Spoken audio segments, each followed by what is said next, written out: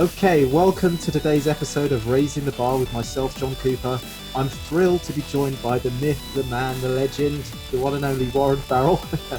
Warren is arguably the world's leading voice on true gender studies and is the author of over 7 books, 2 of which were award-winning international bestsellers, namely Why Men Are the Way They Are and The Myth of Male Power. He has appeared on over 1,000 TV and radio shows, including Oprah Winfrey and Larry King Live, and has recently been voted by Financial Times as one of the world's top 100 thought leaders. His website is warrenfarrell.com, and we're going to be talking specifically about Warren's latest book, The Boy Crisis, which he co-wrote with John Gray, author of Men Are From Mars, Women Are From Venus. Warren Farrell, welcome to the show. Thank you. I'm looking forward to our talking. Me too. So I just wanted to dive straight into it, but firstly I wanted to say thank you for the work you've been doing. And I wanted to say that not everyone listening would know this about you, Warren, but you used to be a supporter of sort of second wave feminism and served on the New York City board of the National Organization for Women. But then you started to investigate the men's side, and whilst you're considered the father of the men's movement, you developed an integrated message which shows the benefits and burdens of both sexes and how we work together throughout history simply to survive. In fact, you regularly speak about there needing to be a gender liberation movement to free both sexes from the rigid roles of the past. Is that a fair summary, Warren? Is that a good starting point for where you're at? That's a very good starting point, and it's exactly on target. And I always felt I was being a supporter of the gender liberation movement, liberating both sexes from the rigid roles of the past to more flexible roles for the future. And I thought that the feminist movement was on board with that. Gloria Steinem used to tell me and tell other people that she felt what the world needed was more women in the workplace and more men at home.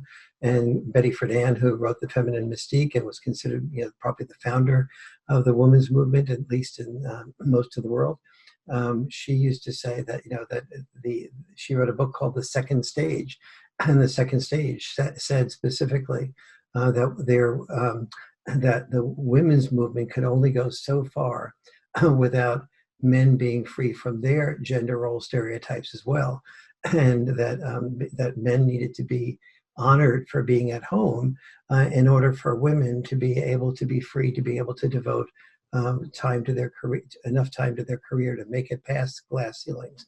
So she was very non-victim oriented when it came to women. And so she and I and Gloria Steinem and I were in 100% agreement. But as the women's movement progressed, the attitude of Gloria Steinem and Betty Friedan and myself was all, I, like Helen Reddy's song said, I am woman, I am strong. And more recently it's become, I am woman, I've been wronged. And that new attitude, relatively new, it's there's always been a part of the feminist movement that has honed victimhood as a fine art and said that, and that has been anti-male, but it was never nearly to the same degree as it has become in the last 8-9 years, and especially since the hashtag Me Too movement began, and that is a very legitimate movement. But it's not a legitimate movement as a hashtag Me Too monologue. It would be a legitimate movement if it was a hashtag Me Too dialogue. And that's not women's fault for not bringing up men's issues. It's men's responsibility to be bringing up men's issues and saying, wait a minute, the male-female dance is a tango. It isn't, it's a dance that we've developed over centuries and millennia together that exists among animals and exists among insects, and so these are all we're part of an evolutionary history. We're all in this dance together. When only one sex wins, both sexes lose, and so this is definitely a very good summary of where I'm coming from.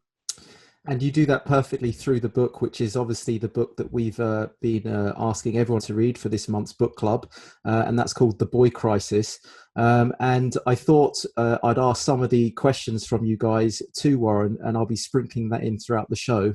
But one thing that I wanted to say about this, what I would say is you as a man, Warren, bringing in that account from the male side as part of the discussion around both the tango, both the dance partners of the tango, if you like. I thought it's brilliant that especially the boy crisis and also the myth of male power, which is one of the most important books I think that I've read. But in the boy crisis specifically, which we're going to be talking about throughout this hour, I thought it was a staggeringly thorough and comprehensive breakdown of the troubles that our sons are going through. And it offers a really great roadmap for how we can best support our sons in both in sort of physical health, emotional intelligence, and also what I really like as well, and it's something that comes up for our guys, is encouraging them onto their mission. So Warren, let's start talking about the boy crisis. One thing that comes up for our guys, and I know this personally, is I've actually lost, I would say, I think it's about 5 friends in the last 7 years to suicide. And it seems to be something that is just stunning and yeah, deeply sad. My God. I mean, partly is part. I should also mention I'm actually a men's coach myself, so I actually work with a lot of guys, and they become friends. So yes, I've worked with hundreds of guys over the last 9 to 10 years since I've been a coach, and so often I'm the big brother. I'm there with the arm around the shoulder, and I'm supporting them. They become dear friends of mine.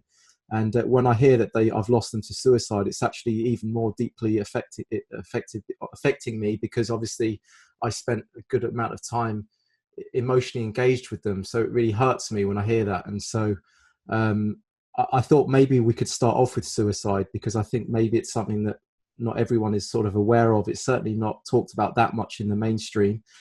Could we touch upon that to start with, Warren, as one of the core elements of the boy crisis? I know you say in the book, you say more men in the UK have died through suicide in the past year than all British fighters fighting in all wars since 1945. I mean, that is absolutely staggering to hear that statistic. But is there anything else you'd like to mention on that?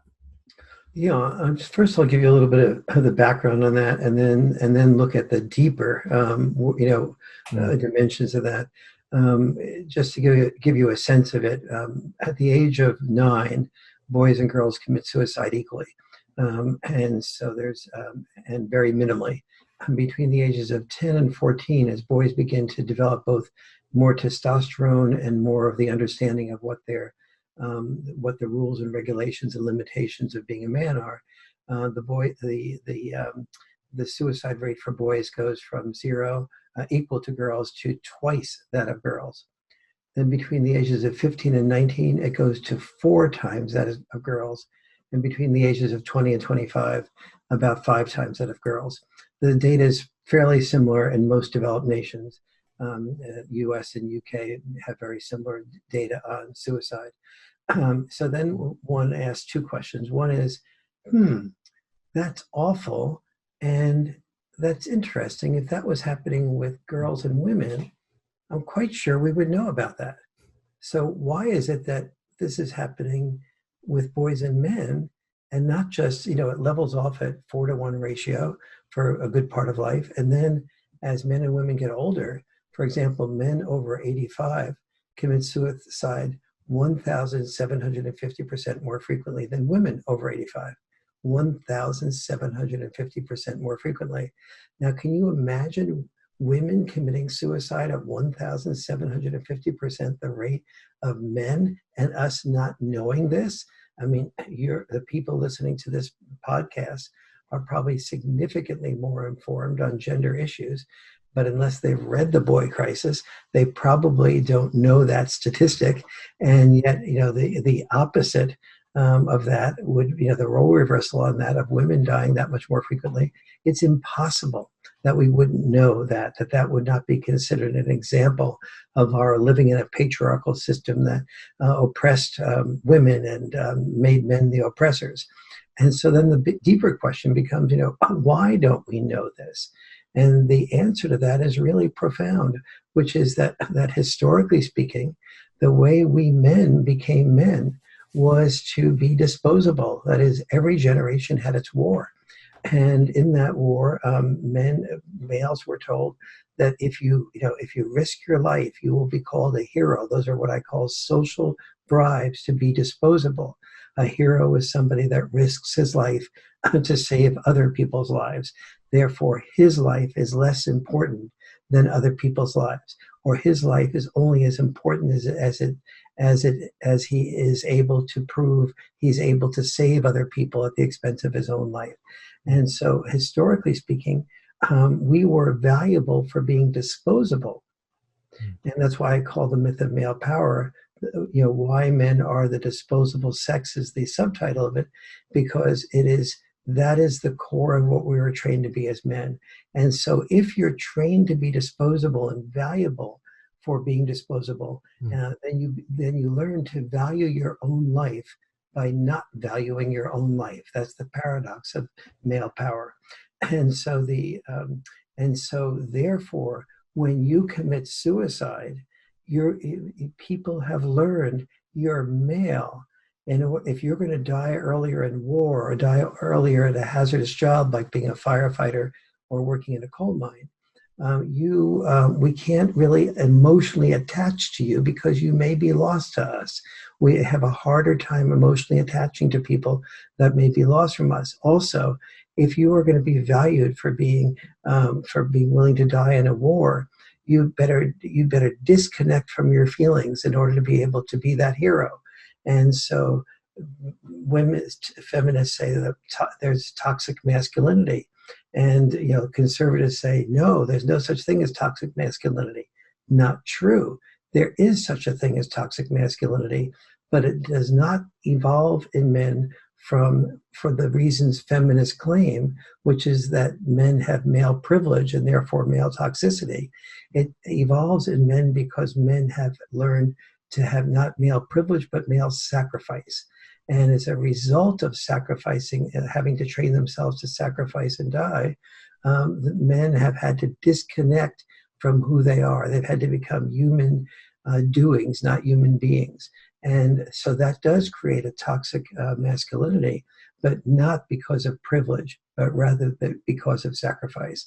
The feminists would argue that that would still be an expression of the patriarchy, the fact that men are it's almost as if it's a catch-22.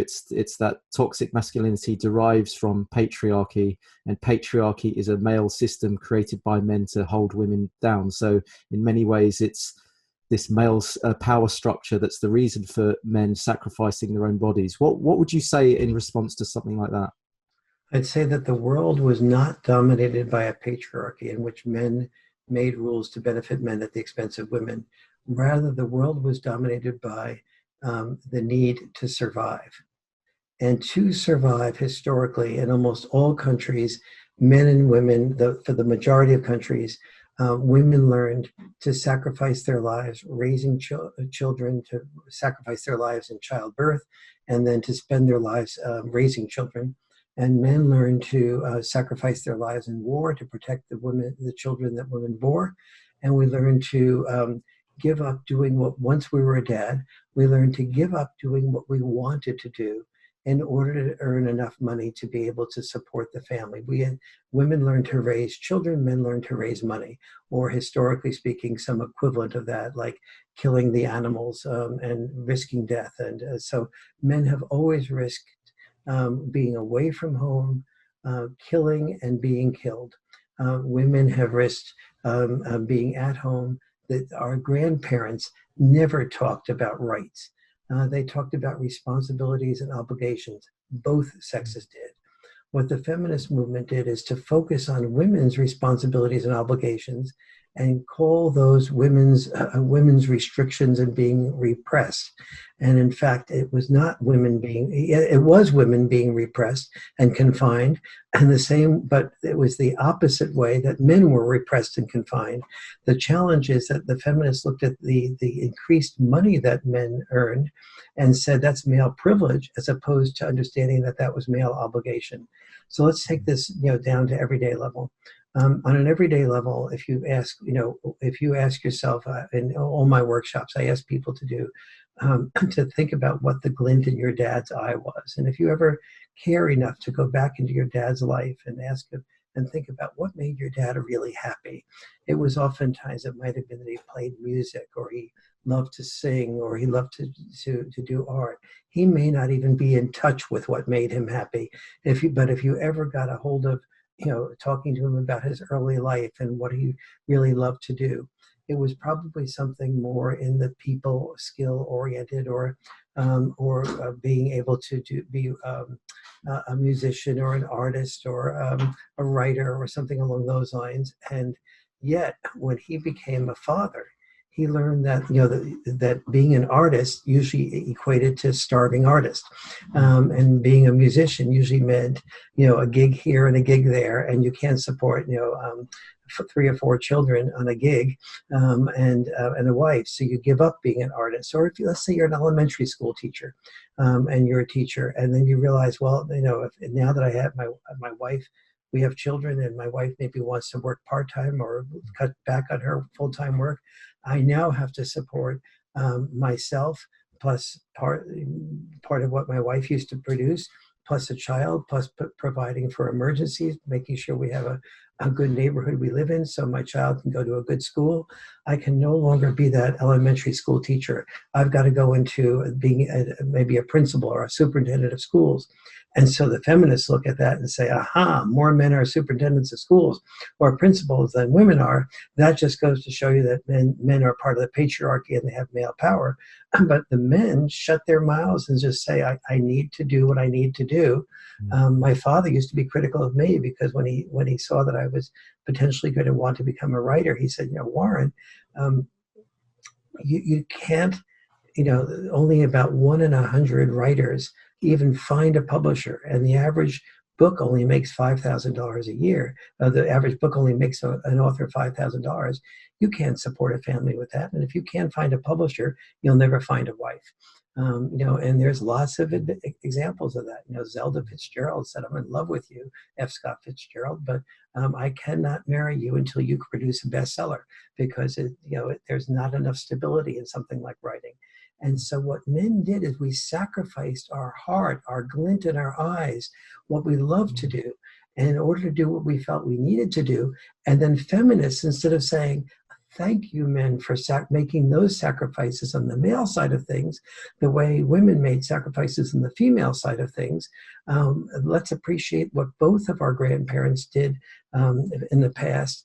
And let's now, because we live in societies where there's more luxury, let's give us more freedom to do roles. But rather, they painted men's oppression as men being the oppressor. And it wasn't really men's oppression any more than it was women's oppression. It was both our grandparents and our great-grandparents did what they needed to do to make life better for their children than for themselves. And we should be thanking, getting on our knees and thanking our grandparents and our great-grandparents for making this world one where we were not so survival dependent. I mean, absolutely. I mean, just the idea that even, millions of men were running into machine gun fire and completely obliterated in the last 100 years, and yet that still doesn't seem to even make a mark on some of these feminists in terms of the lengths that men went to support their families and homes and countries. I find that actually quite distressing to hear that. And actually something that you mentioned there, I'd just like to go into, is that something that an idea that I've had about this is that feminists in general, but I think it's a societal thing as well, they confuse dominance with predominance. So predominance is obviously the majority of something, but dominance is the subjugation of another person or party. And so there's almost like an equivocation of language there, where we confuse the word dominance with predominance. So when we hear such as, the top CEO positions are dominated by men, what they mean is it's predominated by men. There's a majority of men, but it doesn't mean they're dominated in terms of subjugating and oppressing. And I think that word dominating is almost like a spell that's used, especially by feminists, to sort of linguistically put us into a trap, so that we as a society think women are dominated. Look at these top CEO positions. Look at all these head positions in companies. And I think just through language itself, that is one way that we confuse that. And the other thing I wanted to talk to you about, Warren, is that... I just want to interrupt you for 1 second there and just confirm you're saying that the words like patriarchy and male dominated this, yes, and that you're right on target there. That is such a manipulation of words, yep, to reinforce the men as the oppressor, women as the oppressed mentality. So I really appreciate your bringing that up. Yeah, no, I get these little insights and I sort of look into it and do my own research into it, and these things come up, and I'm like, wow, I think that's what's going on. Um, I mean, even just when you talked about the male disposability, I mean, I was talking to someone and I mentioned the fact that, when the Titanic sinks, who's the last off the boat?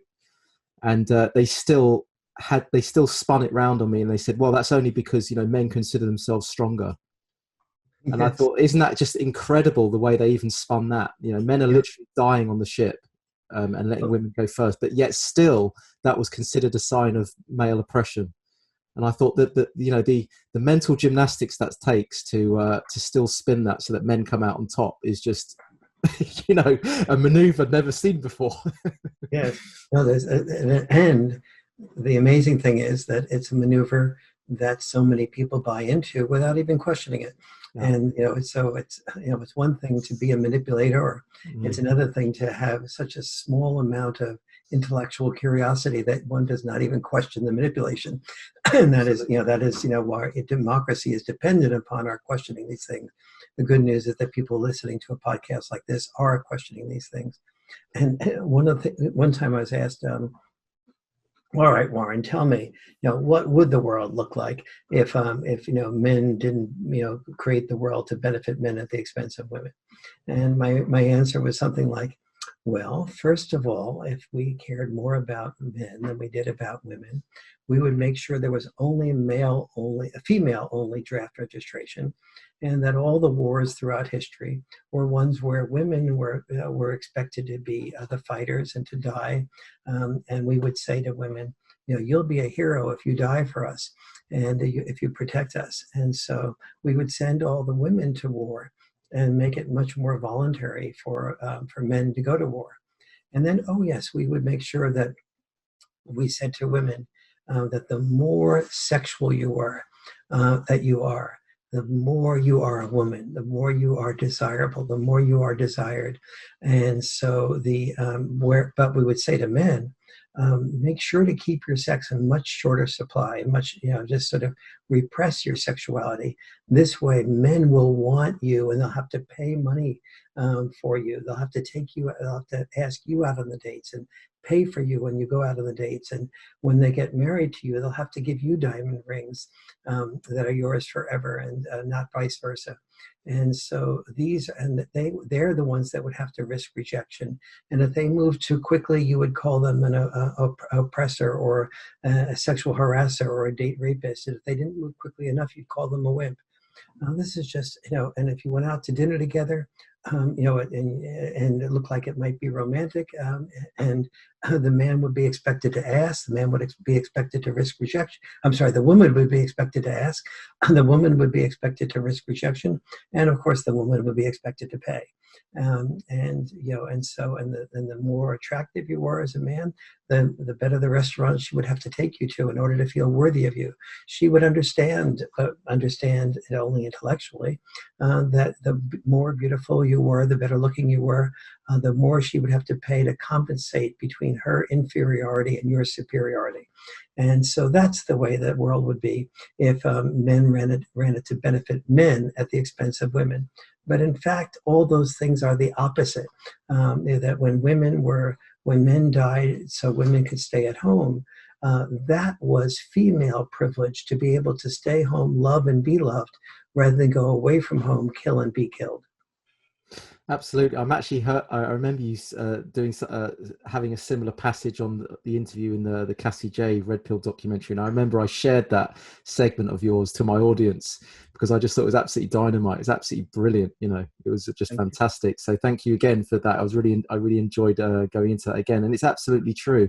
And it actually made me wonder. Now, you actually talk about this in previous books, but it actually made me wonder where there's actually no one-way sexism. Sexism only occurs as a two-way street. So where we see sexism in one direction, there's actually a sexism in another direction. And you actually talk about, for instance, in Islamic cultures where the women wear the veil, everyone would consider that male oppression of women. But actually, there's always a flip side to sexism where you can, under different criteria, throw it back the other way. And so you actually talk about how it's actually the men have to provide X amount of status, Y amount of money, Z amount of infrastructure for him to even be able to see a smile from his beloved. Yes. And then when you start to see it like that, you start to uncover the yang of the yin, if you like. And at the moment, Yes. we're only exposed to the yin, but not the yang. And Yes. I just wanted to ask you, Warren, would you say that, would you kind of go along with that, or do you have your own response to that in terms of there is no such thing as one way sexism, because it can there's always a yin to every yang?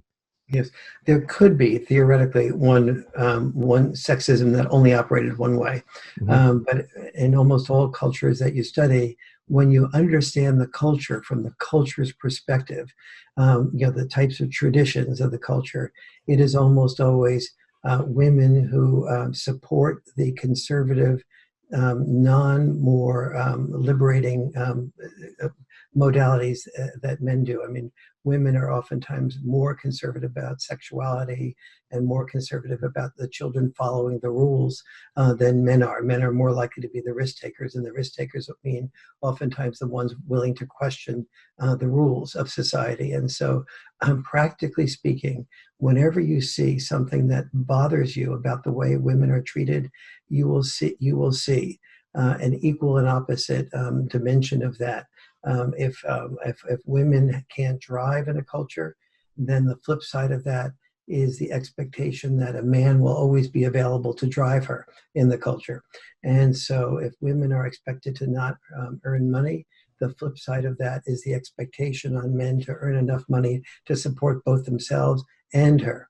And if women are expected to not have sex before they get married, well, that's not something that men are usually going around saying, I really want to deny myself of sex, from sex. And so these are also, before we judge a culture as being men oppressing women in that culture, look at the both sides of that, the yin and the yang of it, as you just said.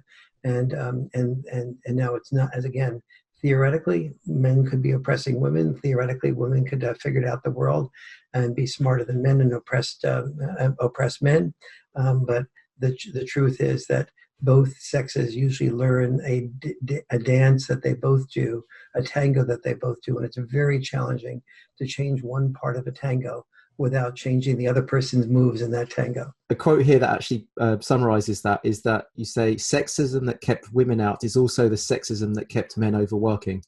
And Yeah. we often don't look at it in that way. But let's say you did mention right at the beginning of that, you said it is possible for there to be one-way sexism. Like, how would that manifest then? How would that be if we talk about things in yin and yang? Like, for instance, there used to be laws in place, I think, to be able to beat your wife, for instance. I think under very Victorian laws in Britain, maybe. But like, what would be, let's say, the reverse sexism of, let's say, that? Yes, I mean, there is, so the belief in those systems or those cultures was often that men were responsible for the finances of the family. And if they didn't handle the finances effectively, they would go to debtor's prison. They would go to prison. They would be the ones held responsible. And so a man was treated like, he was expected to make sure there was discipline. And if that discipline was not followed through, he could do something like beat his wife. Now, obviously, this is awful, and we would never would want to encourage this. But the person who was allowed to be the person who did the discipline in the relationship was usually considered responsible for something that he would be punished for and the family would be punished for if they didn't save enough money to be able to survive effectively. And so that is obviously a system we would want changed, but within the framework of that point in history and that culture, that was the way that culture saw it. Now, I'm in favor of that culture evolving out of seeing it that way, but I'm not in favor of judging something as men oppressing women or women oppressing men when there were different forms of oppression or different forms of limitations on freedom happening from both sexes. In fact, when I did the research from the boy crisis, I really began to see how important this distinction between surviving and not surviving was. I saw that the boy crisis exists predominantly in the 56 largest developed nations. The key word here is developed. In developed nations, there was enough ability to master survival in the middle and upper middle class that there could be more permission for three things to happen: divorce, for children to be raised without by a woman who is not married, and oftentimes didn't have a father involved, and then third, for lesbian parents to be able to raise children. And so in those three areas, there was a significant lack of father involvement. And divorced families, where the divorced family, the woman often had the right to the children and the man had to fight for the children in divorced families. And in single mother families, they were, in the United States, 53% of all women under 30 who have children have those children without being married. That usually means a father's not involved. When a father is involved at the beginning, and they live together instead of being married, the relationship with the children and with each other lasts usually only about 4 years. And so those children end up having minimal or no father involvement. Those are the children that end up being people who are in crisis mode. Now, this is true for both girls and boys, but basically the boy crisis resides where dads do not reside. Dads do not reside in cultures where there's enough free survival to be able to have the freedom for individuals to do what they want, which is good for the adult individual, but it's not good for the children. And the challenge in the United States and in most developed nations is that the more liberal segments of the population, like feminists, they're in favor of the primary focus being on women's freedom to raise children without a father, without a husband involved, and therefore a father to the children, and women's freedom to be able, after divorce, to be able to raise the children without, in the way that they wish to raise them. So if they want to get rid of what they feel was a bad decision and marrying that man that was the father, and marry a new man and move 1,000 miles away and be away from the biological dad, she should have the freedom to do that. If she wants to be a lesbian couple, part of a lesbian couple, she should have the freedom to do that. All of those freedoms, the freedom for women to make a decision to have a child and not have a child, that should be a wonderful freedom. But once you choose that freedom means that you freely have chosen to make a decision to put your children's needs before your personal freedom. And that is what the political left and the feminists do not consider. When I approached the Democratic candidates in Iowa to talk with them about this issue, the candidates themselves, the presidential candidates that were Democrats, liberal in politics, got that. But the campaign managers were very clear that they didn't want to alienate their feminist base of women who supported women having children without being married. They didn't want to alienate their feminist base of women who wanted to, after divorce, to be able to choose whether the father was involved or not, or lesbian couples. The conservatives were much more understanding of the importance of father involvement and the importance of family.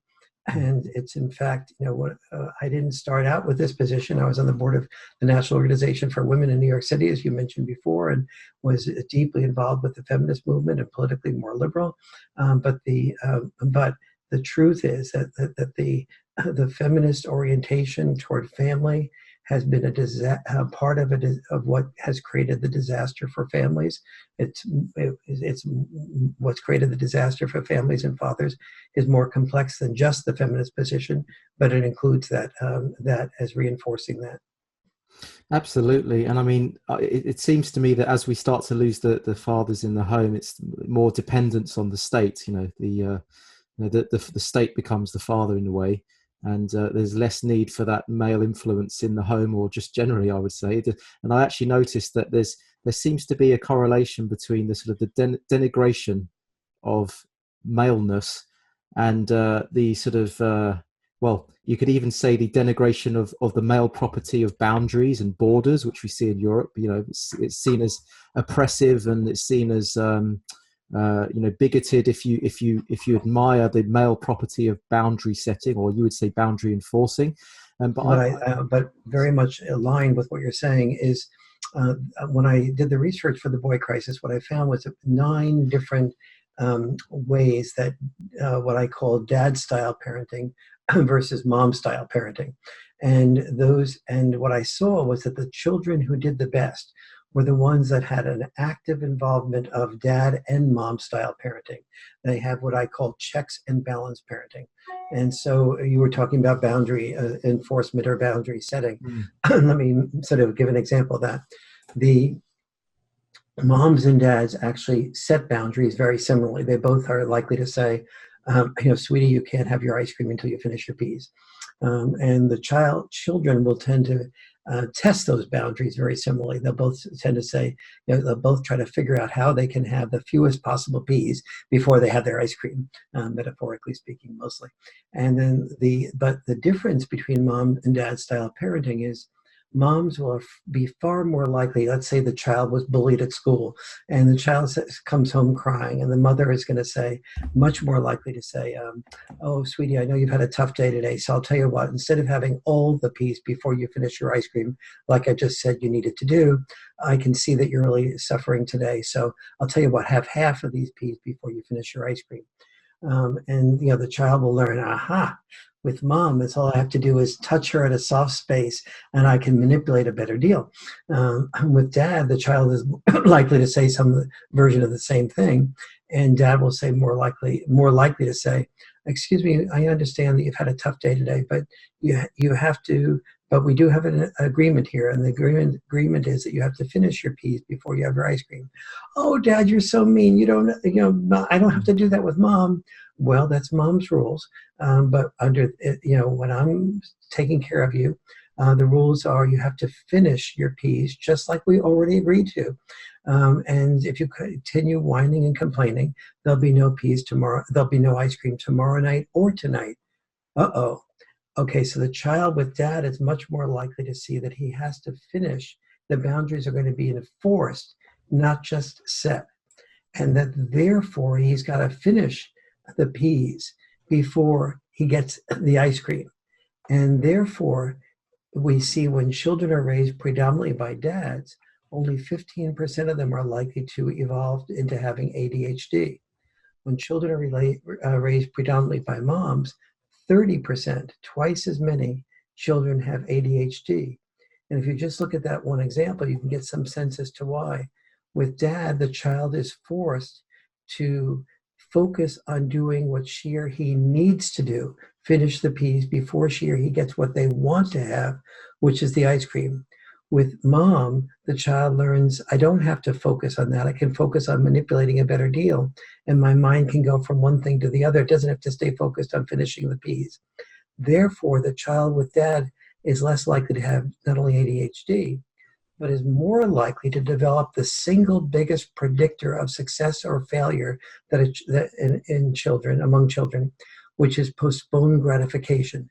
That is, the child with the dad is learning that it has to postpone the gratification of the ice cream by eating the peas, completing the finishing of the peas. So that gives you a sense of the importance of postponed gratification, the importance of the distinction between boundary setting versus enforcement, the connection of that to ADHD and to postponed gratification. But postponed gratification, I said, is the single biggest predictor of success or failure. Well, when a child who has mastery over postponed gratification goes to school and they try to finish their homework and somebody's inviting them to get involved in a video game instead or a text instead, the person with postponed gratification can finish it. The person without postponed gratification gets sidetracked into doing the video game or the text or whatever. And so that person in the long run doesn't end up feeling good about themselves. They don't get positive reinforcement from teachers. They don't get positive reinforcement from peers. When it comes to boy-girl time, girls go out with winners, not losers. So the guy who doesn't have postponed gratification is seen as a loser. He's not able to compete in sports effectively because he doesn't do good rehearsal for the sports, or good rehearsal for the play, or rehearsal for the music, or rehearsal for the for anything else. And so he ends up being a loser. So he gets addicted to pornography or video games, and then he feels badly about himself and ashamed of himself. He doesn't get as much reinforcement from his parents, and that's what sets up often withdrawal, alienation, depression, and in worst case scenarios, the school shootings. School shootings in the United States in the 21st century, every school shooting of 10 or more people being killed was conducted not only by a male, but by a dad-deprived male. And so this is only one of 9 examples. When I did the research for the boy crisis, one of 9 examples of the difference between dad-style parenting and mom-style parenting. So it's so important for every man who's listening to this to understand what those 9 differences are, and to explain in a loving way what those differences are to their wives or their women friends or the mothers, so that mothers can see you not as being stubborn, but as having a reason for doing what you naturally tend to do, like roughhousing, saying that your child needs to not just get mom to get a teacher at school that she likes, but that dad's way of looking at that will be, you have to get along with people even that you don't like, so you might as well learn that in 3rd grade rather than get us to change your teacher.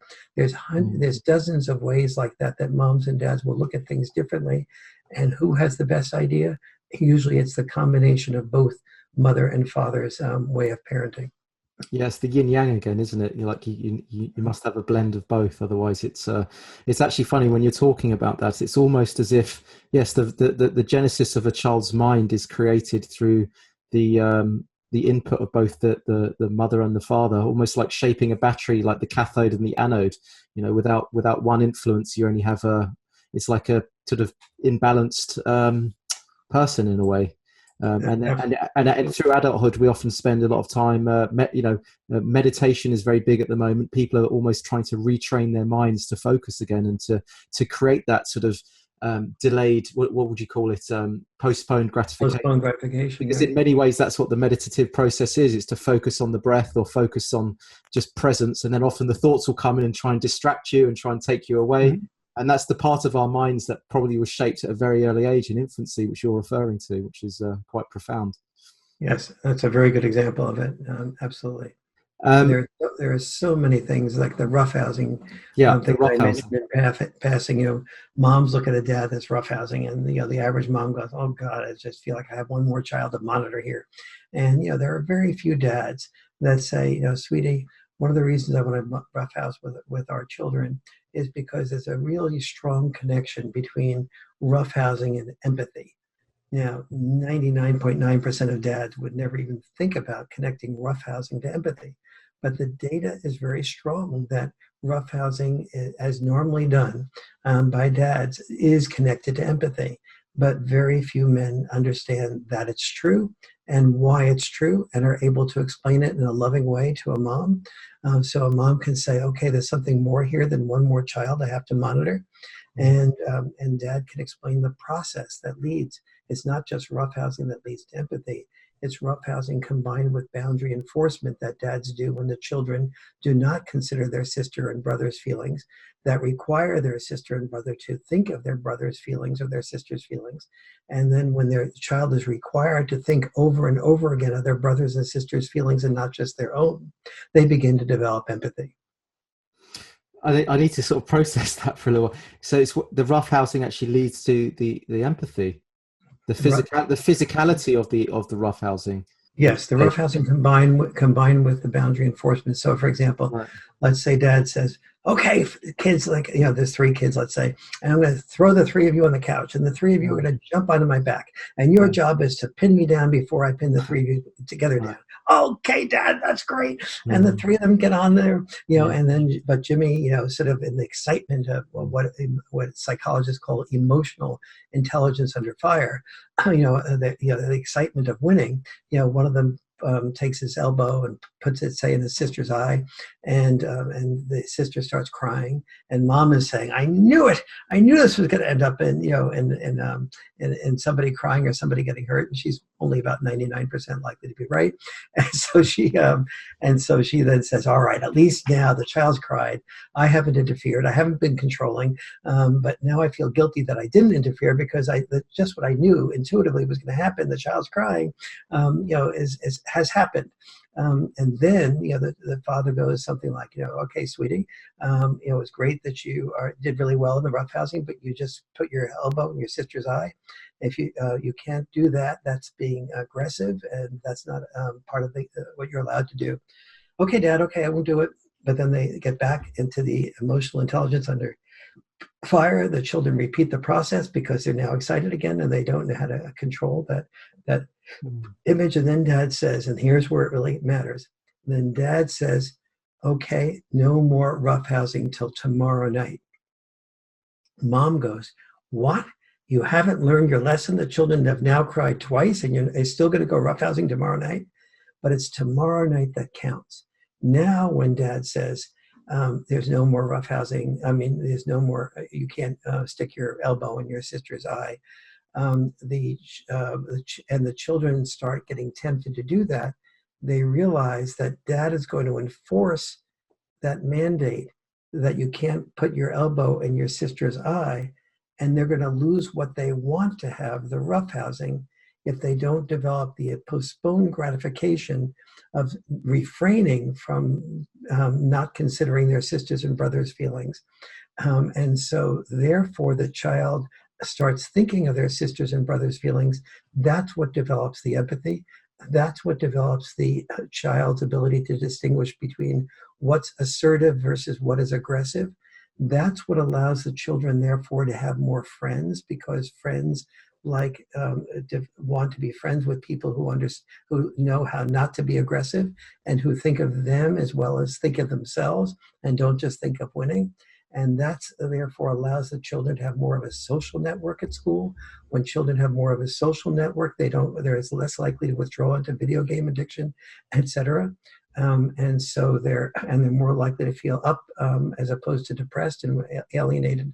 And so those are the connections that dads need to understand. And we can't blame moms for not getting this. Moms can't understand what dads don't say, and dads need to do reading. However, take dads a little bit off, give it a bit of empathy for dads here too, because you can read all the parenting magazines going on. And one of the reasons I wrote the Boy Crisis book was because parenting magazines were not explaining this either.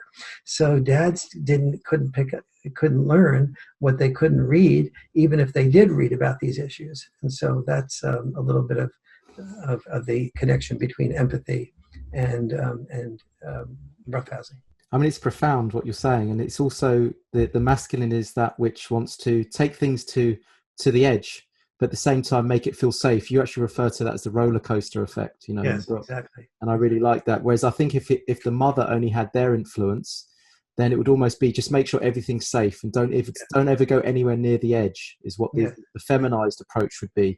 But this is almost like the masculinized approach is to go to the edge, to feel what that's like to be, and to develop that assertiveness and the touch and the physicality, but at the same time keep that element of safety in there. And I think that's beautiful. And we see this. I mean, just came back from a weekend with our grandson, and our game with him. He's 2.5 years old, and I would make believe I was throwing this wheel of a train out into the out somewhere in the room, and he would have to find it. But I would pretend to throw it out, and then I would quickly tuck it someplace else, and so that he'd have to find it. But sometimes it took him quite a while to find it. And my wife came in and watched us playing, and she would immediately, after he spends about 30 seconds or so looking for it, she'd feel badly for him and tell him, well, why don't you look by Warren's foot? Maybe he has it under his foot, which is where she saw that I was putting it. And so she would have to sort of take the the stress off of him, which she perceived as stress for him to have to spend more time trying to find it. But the whole game had been built around the fact that he'd continue looking and looking until he found it. And he was just super happy with that. And as soon as he did find it, he felt enormously productive without being given the hint. But that's just two different ways. Yet some fathers would maybe take that too long and never allow the child to find something that was hidden extremely well. And so the child would become, frustrated and upset and never even want to play the game to begin with. And so it's finding those balances between dad style parenting and mom style parenting.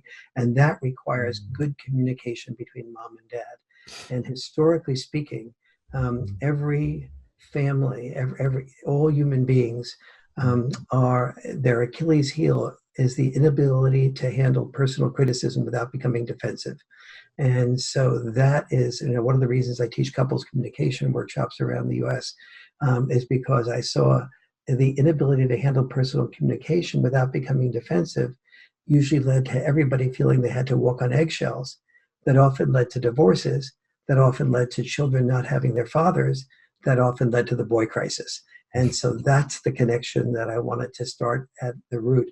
And now I'm working with the White House to try to, to develop couples communication systems and ways of making sure that marriages are more lovingly connected. So we don't just make rules to prevent people from having divorces. We want people to not just be not legally divorced, but we want them to be legally married, but also happily married, and not have what I would call psychological divorces, or what I also call minimum security prison marriages. Yeah, fantastic. Actually, yes, I was going to mention the White House thing. I think it's fantastic. So has that been given the complete go-ahead, or has there been any resistance to that? Oh, no, it's still though in process. We're talking, right. I'm talking with the White House about it, talking with the Department of Health and Human Services about it, and we're talking about the possibility of something happen in the next 6 months or so that I'm not allowed to talk more about than that. But the good news is that it's very much under consideration exactly how it will come about. I'm not positive, but it should come.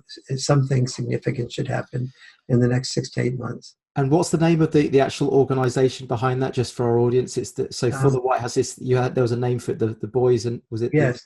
If you're interested at all, just search for the White House Council on Boys and Men, or the coalition, and the name of the organization is the Coalition to Create a White House Council on Boys and Men.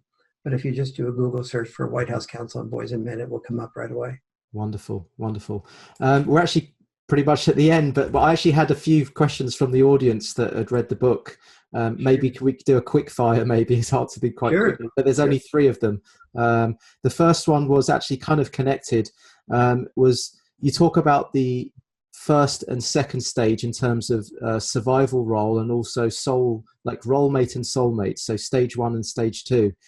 So the question was, is there a potential third stage which actually goes beyond the soulmate and actually kind of goes back and harnesses the biological roles, in terms of women wanting to stay at home and men wanting to go out there into the outside world, rather than just creating a fair balance, actually going more into the biological masculine and more into the biological feminine in terms of the roles? The soulmate part of the couples communication workshops I do are called Role Mate to Soulmate. Yeah. And the subtitle is usually The Art and Discipline of Love. And so there is nothing beyond soulmate, because as soulmates, you can determine and communicate effectively with each other about whatever your value system is. So that can be highly focused on differentiating between male and female, or it can be highly gender fluid, if you will. But it can be focused on encouraging your son to have a strong amount of discipline and be like a traditional male, or it can be tapping into your son's unique personality and saying, gee, my son is more of a musician. Let me help create the discipline for him to become a musician. But on the other hand, let the discipline not become so great that he feels oppressed into the being a musician once we think that that's right for him. And so the soulmate is really very flexible. And the reason your partner becomes a soulmate is because she or he always feels that his perspective or her perspective is heard. And being heard is the single biggest pathway to being a soulmate. Yes, that's one of the key is flexibility there, and it's okay to go into the kind of archetypal stereotyped biological roles if that's what you'd like to do, and you discuss that with your partner, then that's fine. Flexibility is we key. need our firefighters and we need our Yes. soldiers, but Yeah. we also need people who are not straitjacketed into becoming that in order to prove themselves a male. Fantastic. So I hope that answered your question, Jamie. Thanks for that question. The second question was, what do you think is the current way we use sex in a destructive way? And I think that's referring to a part in the book where you mention, you kind of leave us on a cliffhanger. And maybe you'd like to just mention if you have any comments on that. But I think in your book, you mentioned that in future books, you'll mention how we use currently how we use sex in a destructive way, but you kind of left that as a bit of an open-ended thing. Could you give us maybe a little taste of that? Yes, I think you can see that if you watch, let's see, in England, you can watch the Emmys, you can watch the Grammys, you can watch the Oscars, and you'll see all of those as examples of using sex in destructive ways. The women are coming out there half-clad, and half-clad is not a problem, but the using of the rear to sort of like flirt with and basically seduce the entire multi-million viewers into being attached and attracted to the gorgeous female body is very much an example of saying, here is my body. I have the most gorgeous body possible. It's going to be available to you. Oh, by the way, only if there's about 10 million of you or 100 million of you out there watching, but I'll only be choosing one of you, and all the rest of you I'll be rejecting. And if you are going to get to me, you'd better be really successful yourself. You'd better take the initiatives and risk rejection. To get me, you'd better have the best package possible of all the people out there, because that's exactly why I'm flirting with you, so that you will reach out to me. But anyone that reaches out to me and I'm not interested in them, I might just call them a sexual harasser, because you haven't received affirmative consent. That is, you haven't asked me first whether you could hold my hand. You haven't asked me first whether I'm interested in you also.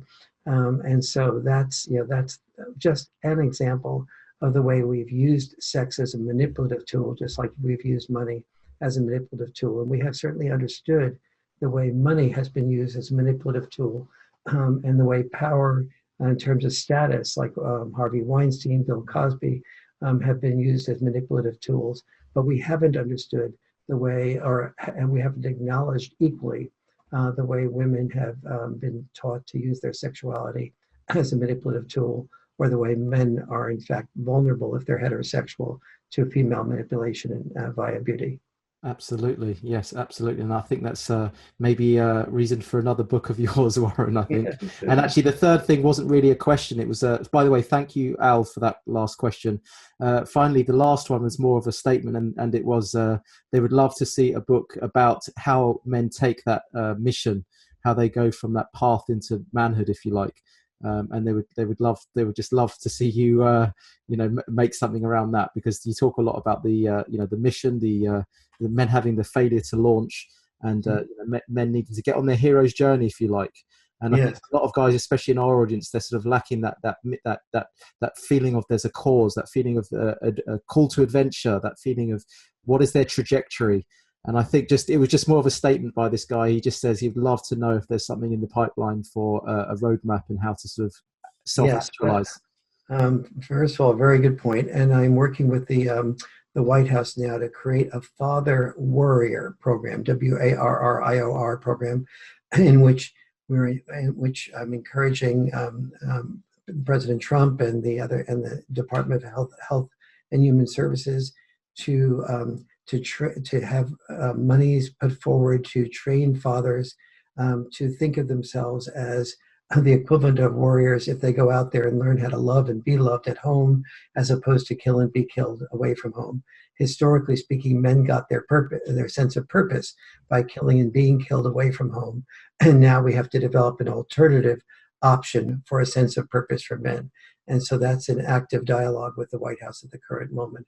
I'm also suggesting a male teacher corps in which we give Pell Grants and other types of grants for males to become teachers in elementary school, so that boys don't have to just go from mother-only homes to female-only schools, and then we wonder why they are seduced by gang leaders and drug dealers to be that type of gang. But all of the most important single pathway for that most recent question is to learn. In the Boy Crisis book, the single most important solution that I talk about is the development of the 5 guidelines to creating family dinner nights without becoming family dinner nightmares. And the value of those guidelines is that they teach the family how to get every member of the family to be able to hear each other effectively, not just the parents to hear the children, but how it's equally as important for the children to be able to hear and draw out the parents, so that the children learn that the best, that it's e pluribus unum, that is that one, the family comes from many. We're all individuals, but yet we're all the unit of the family. And I hope people will take a really careful look at that part of the Boy Crisis book, because I think that nothing is more powerful than a family that knows how to communicate with each other and create both soulmates and hear children and have children be hearing them as well. Yeah, that's wonderful. And I think that's a perfect place to end. And I just want to say to everyone, thank you for buying the book, The Boy Crisis. And to anyone who hasn't read the book, I just want to say that when you read The Boy Crisis, it's written in such a compassionate, peaceful, loving way that you could give it to even the most ardent feminist, and I think they would even be, nodding at it and be grateful for it, because it's you could give this book to any mother and who has a son, and they'd be very grateful to receive it. And that is a testament to Warren, and also that is actually what Warren's like in real life and his personality. So good job in how you've written that. It's a true reflection of how you are as a man and what you're doing. I think is absolutely fantastic. So I guess all that's left to be said is, Warren, thank you so much for coming on the show. We covered a lot of ground. We packed a lot in. We went a little bit over, so I really appreciate your time and going over there as well. I'm sure the guys listening, they've got a little bit of a clearer roadmap. And if they want to find you, I've told them about warrenfarrell.com. Is there any other sites or services you'd like to signpost them to, Warren? Yeah, just one thing I've noticed is that a lot of the positive reinforcement I'm getting for the book is coming not just from the written version of it, but the audible version of it. A lot of guys especially seem to like listening to it on their commute or at the gym or whatever. Women as well. I think the female feedback I get to the audible version is more that they can feel the compassion in my voice, which they can't always read as easily on the page. But when the 3 of those things combine, the page and the written word and the styling and then the voice, I think that really does help women to be more receptive to it. I didn't realize that was going to be the feedback that I got, but I've been finding very if the audible version is something that is appealing to you for the reasons I mentioned, then I would encourage you to do that. And then Amazon is definitely the least expensive way to get it. But if you have enough money, then supporting your local bookstore would be wonderful also. Fantastic. So all that's left to be said is thank you, Warren. This has been Raising the Bar with myself, John Cooper. All the best on your future endeavours, and hopefully one day we can have you back to talk about another great book delving into the masculine. So thank you very much, and thank you. It's a total pleasure talking with you, John. You're appreciative of my compassion because you have it yourself, and so that's really that's nice to hear. It's a wonderful joy to talk to you.